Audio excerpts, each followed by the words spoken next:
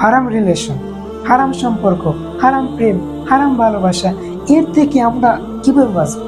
কঠোর কঠোর ভাবে আমরা জড়িত রয়েছি। সম্পর্ক এত কঠোর হয়ে গেছে, চুম্বক আর লোহা আমাদেরকে ছাড়তে চায় না। তো আমরা কিভাবে এর থেকে বাঁচতে পারবো?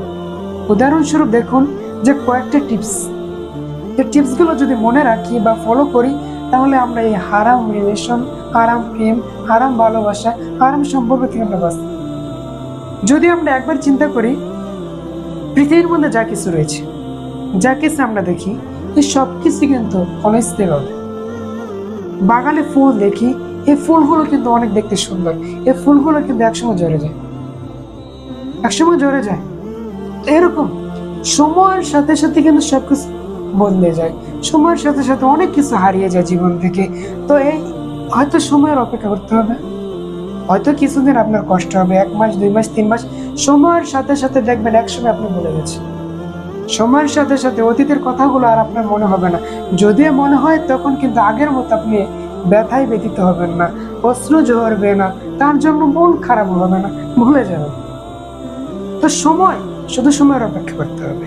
সময় কিন্তু অনেক কিছু বদলে দেয়। যদি তার কোনো স্মৃতি আপনার কাছে থাকে, যদি তার ফটো থাকে, এই ফটোগুলো ডিলিট করে দিন, ভুলে যাবেন।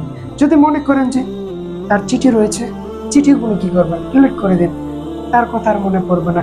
যদি মনে করেন যে তার বাড়ির পাশ দিয়ে চলাফেরা করলে তার কথা মনে হয়, তাহলে সে রাস্তা যাওয়া আসা বন্ধ করে দিন।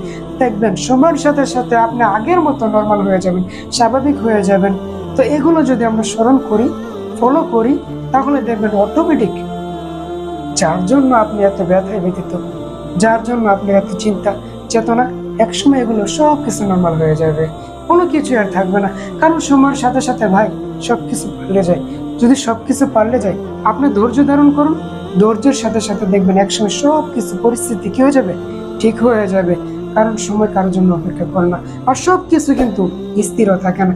জীবন মানে হচ্ছে পরিবর্তন। এই দুনিয়া যা আছে সব কিছুই কিন্তু পরিবর্তনশীল, সবকিছু সময়ের সাথে সাথে কি হয়ে যায়, পরিবর্তন হয়ে যায়। দেখবেন একসময় আপনিও তাকে বলে যাবেন।